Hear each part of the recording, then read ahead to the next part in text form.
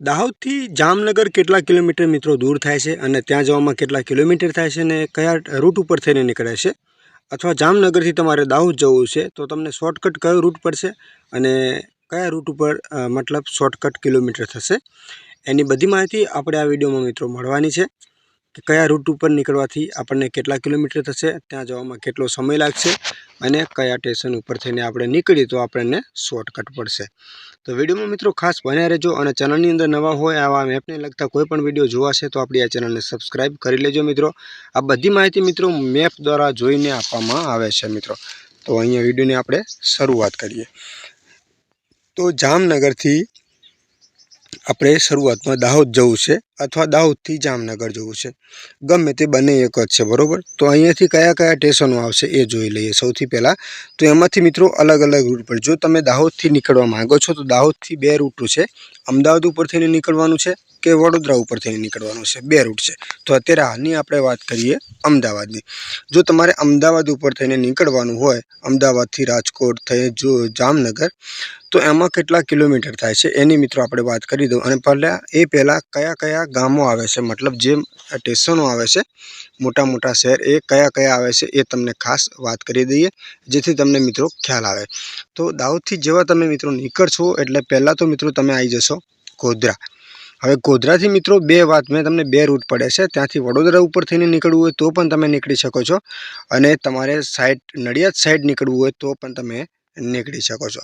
તો આપણે નીકળવું છે અત્યારે હાલમાં નડિયાદ સાઈડ। તો ગોધરાથી નડિયાદ થઈને મિત્રો પાછો રૂટ મિક્સ થઈ જશે જે વડોદરાવાળો છે, એ વડોદરાવાળો રૂટ તમને અહીંયા બાગોદરાથી મળી જશે, પાછો મિક્સ થઈ જશે। ત્યાં થઈને આગળ જશો એટલે ઝાખણ, લીંબડી થઈને સાયલા થઈને આગળ જે સ્ટેશનો આવે છે, ઘણા બધા મિત્રો સ્ટેશનો આવે છે, ચોટીલા, ત્યાર પછી રાજકોટ। હવે રાજકોટથી પાછા બે રૂટ પડે છે।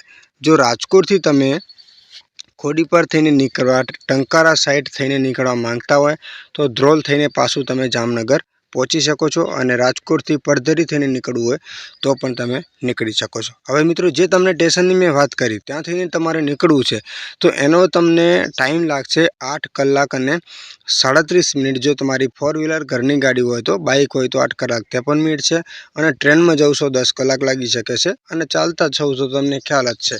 તો વાત કરીએ કિલોમીટરની। હવે કિલોમીટર કેટલા થાય જે મેં રૂટની તમને વાત કરી તો 498 કિલોમીટર થાય છે।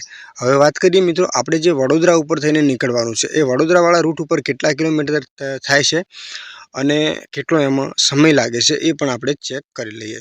હવે વડોદરા ઉપરથી તમે નીકળો એટલે સમજો કે જે દાહોદથી તમે નીકળશો એટલે લીમખેડા થઈને તમે આવી જશો ગોધરા। પહેલાં મિત્રો આપણે વળી જવાનું છે કલોલ, હાલોલ અને વડોદરા ઉપર થઈને તમે નીકળશો તો વાસદ, બોરસદ અને આગળ જશો એટલે તારાપુર અને પાછું બાગોદરા તમને મળી જશે।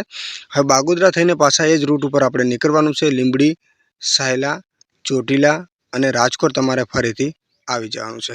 હવે રાજકોટથી બે રૂટ પડે છે, રતનપુર થઈને મિત્રો ટંકારાવાળા રોડ ઉપર થઈને પાછું તમે ધ્રોલ થઈને જામનગર જઈ શકો છો અથવા રાજકોટથી વડધરી થઈને ધ્રોલ થઈને જામનગર તમે જઈ શકો છો। હવે મિત્રો આના કિલોમીટરની આપણે વાત કરીએ, જે પહેલાં તમને વાત કરી 1 કિલોમીટરમાં કેટલો તફાવત છે અને કેટલો ટાઈમ લાગે છે એ પણ આપણે જોવાનું છે।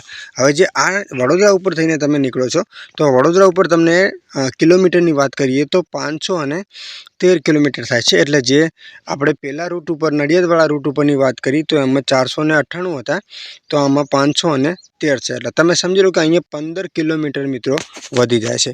તો ઘણા લોકોને મિત્રો અહીંયા એવું લાગે છે કે આમાં કાંઈ ખબર પડતી નથી, પણ મિત્રો જાણવું જરૂરી છે।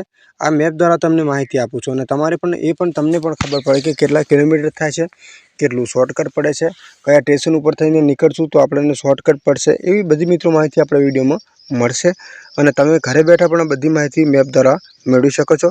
તો આવા જ વિડીયો જોવા માટે આપણી આ ચેનલને મિત્રો સબસ્ક્રાઈબ કરી લેજો જેથી નવા વિડીયોની નોટિફિકેશન તમને સૌથી પહેલાં મિત્રો મળતી રહેશે।